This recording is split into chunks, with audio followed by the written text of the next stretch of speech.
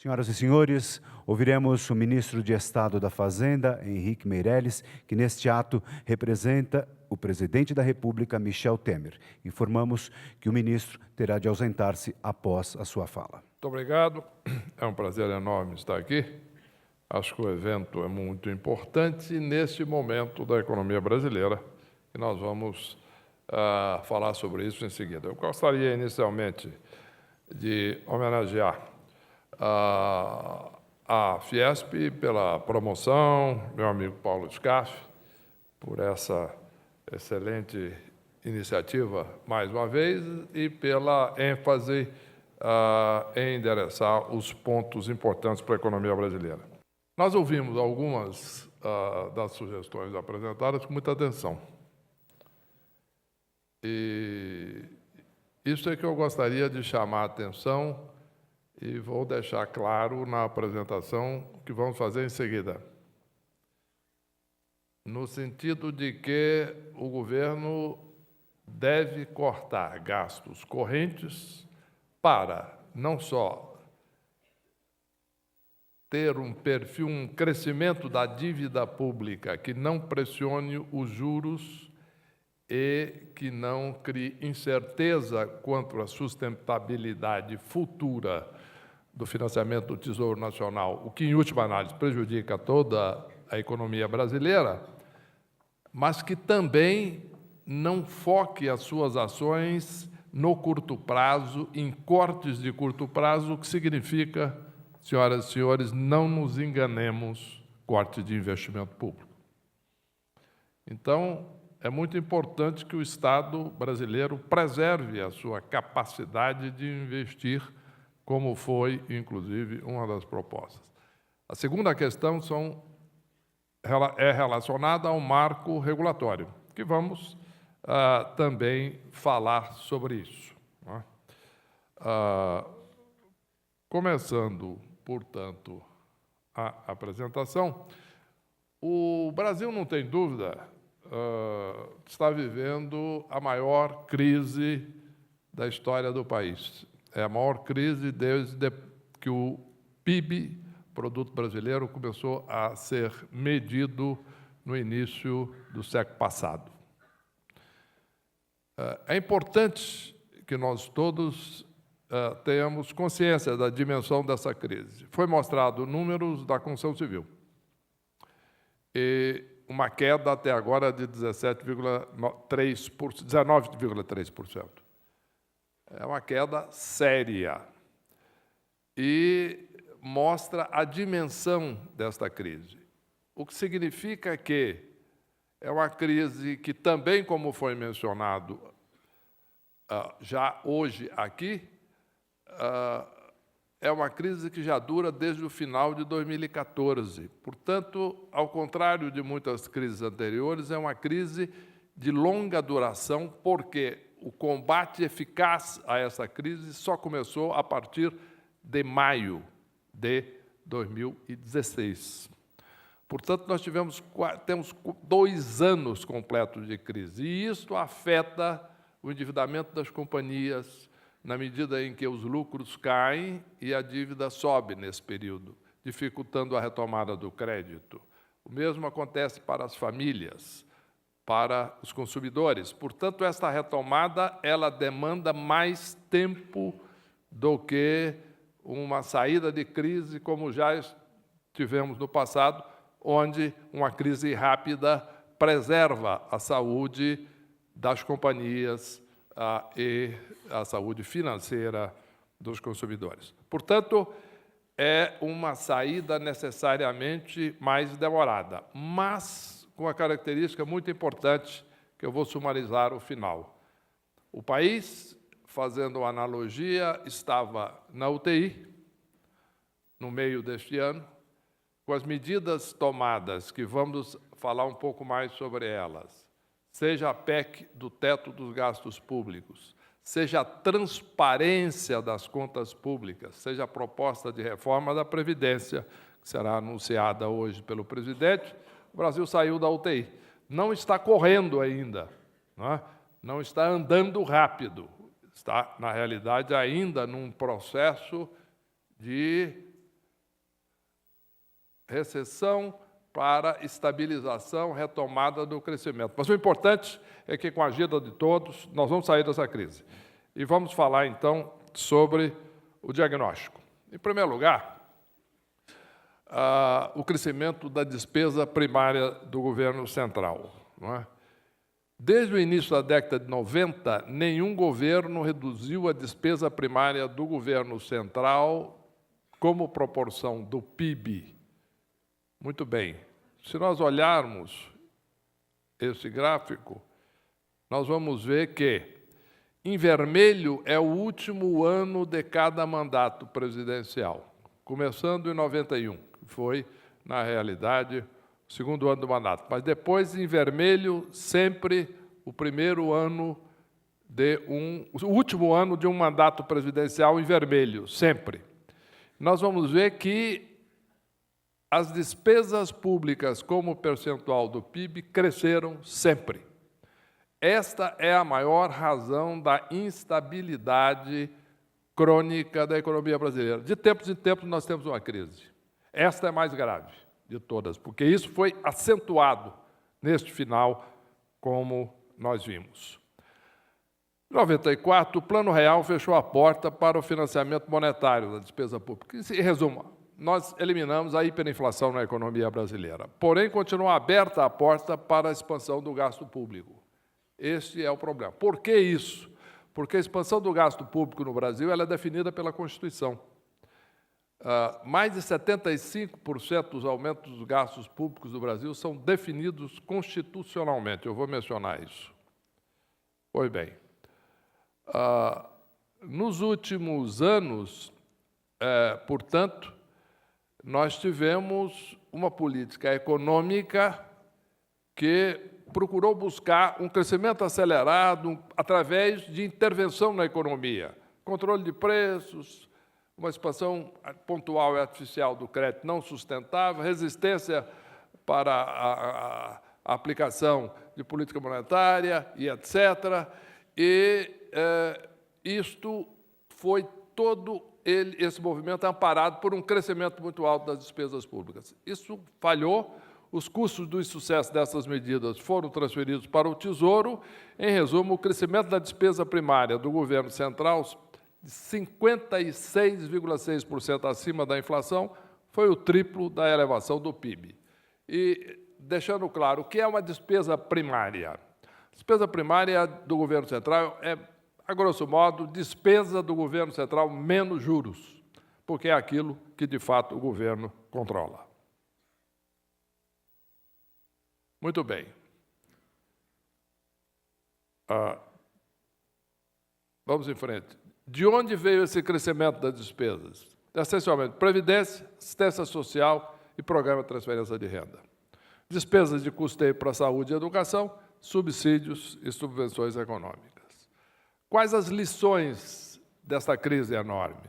É necessário otimizar a utilização dos recursos públicos, é necessário garantir que os programas de assistência social sejam direcionados para aqueles que realmente precisam.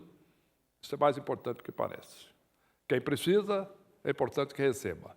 Agora, as auditorias que estão sendo feitas mostram que não é assim. Tá? Então, existe muito desperdício. Então, isso é muito importante, porque, como já foi dito, né, e está sendo mais repetido no Brasil hoje, não existe uma diferença entre o dinheiro público e o privado.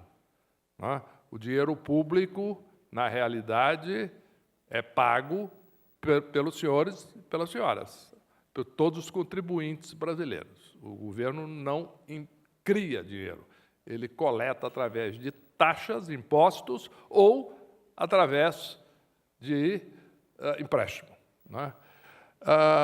É necessário reformar a Previdência. É necessário reduzir a rigidez do orçamento e desvincular e desindexar o gasto público. Por que reformar a Previdência? Muito simples. As atuais regras da Previdência foram feitas há muitos anos, muitas décadas. A expectativa de vida dos brasileiros era outra. Né? Eu tenho recebido alguns e-mails interessantes sobre esse assunto. Um cidadão me disse o seguinte, falou, eu comecei a trabalhar, a contribuir, né, aos 18 anos de idade, eu sempre tive uma expectativa de aposentar-me aos 53. Tá bom. E eu não gosto de trabalhar, eu gostaria, de fato, de aposentar aos 53 e poder aproveitar melhor a vida. Perfeitamente, um direito legítimo, mas quem vai pagar isso? São todos os contribuintes. E nós precisamos, portanto, garantir o direito a todos de receber aposentadoria, porque a Previdência quebra também. Nós temos o exemplo do Rio de Janeiro. Nós temos exemplos de outros estados, previdências estaduais que estão ameaçando quebrar. E se não fizeram a reforma, quebram todas. Nós vamos reformar. Isso vai acontecer. Mas o importante é que as pessoas mudem o enfoque de, ao invés de querer se aposentar mais cedo, querer se aposentar na data certa e ter certeza que vai receber a aposentadoria. Esse é um direito. Isto sim. Outro aspecto dos ajustes fiscais anteriores eram feitos, primeiro, sem uma redução permanente de despesas, segundo, com cortes temporários, principalmente de investimento, e aumento de juros permanentes. E o Brasil hoje, em consequência disso, já tem a maior carga tributária da América Latina. Tão simples quanto isso. Não é? Então, nós temos que resolver esse problema, porque senão não vamos crescer. Bom, como resolver? Este é o ponto. Primeiro, foco em contenção permanente de despesas e no aumento temporário de receitas. Eu vou enfatizar isso. A contenção de despesas tem que ser permanente. Por isso, a PEC do teto dos gastos, que eu vou me referir, reforma da Previdência, etc. Não adianta cortar e cortar no lugar errado, investimento. Porque o que é fácil? Cortar investimento. Não investe mais nada esse ano que vem, pronto. Está errado, como foi já enfatizado. Foco em redução da dívida, como percentual do PIB, redução do papel do Estado. Isso também foi solicitado nos pronunciamentos anteriores. Maior participação do capital privado na economia, e particularmente na construção e na infraestrutura. Para isso, nós temos que diminuir o papel do Estado. Se nós aumentamos os impostos, aumentamos o Estado, e principalmente com gastos permanentes e não em investimento, nós reduzimos a capacidade do setor privado de participar. Foco em aumento da produtividade, da competitividade e do crescimento potencial. Isso é fundamental. O que está sendo proposto? O que é a PEC do teto, como é chamado por todos? Limita a zero o crescimento das despesas primárias do governo. O que é crescimento real? É o crescimento acima da inflação, né? Isto é limitado por 20 anos. O limite poderá ser modificado no 10º ano por iniciativa do Presidente da República, com aprovação do Congresso.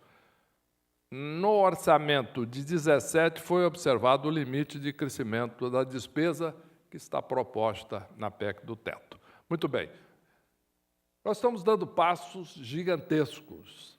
Esta PEC já foi aprovada em 2 turnos na Câmara dos Deputados por vasta maioria e no primeiro turno no Senado Federal por vasta maioria.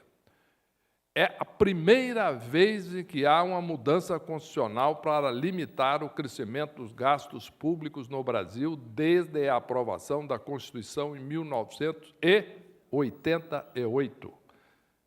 Isso é mais importante do que parece. Quer dizer, é normal que no momento em que o problema está sendo resolvido, a ansiedade de todos cresça por soluções. A solução está à vista. Nós já temos aqui a aprovação em 2º turno no Senado, marcada para a próxima semana.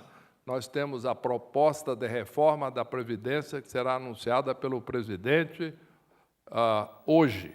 Portanto, está em andamento celeremente mudanças que, se nós compararmos com a ansiedade de todos para mudar, está devagar.